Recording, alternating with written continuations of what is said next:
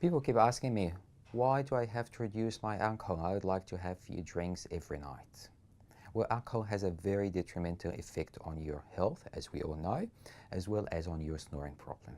Alcohol is causing a muscle relaxant, which basically collapsing your airway and making you snore more. So why don't you help yourself by reducing your alcohol consumption? You definitely will reduce your snoring as well.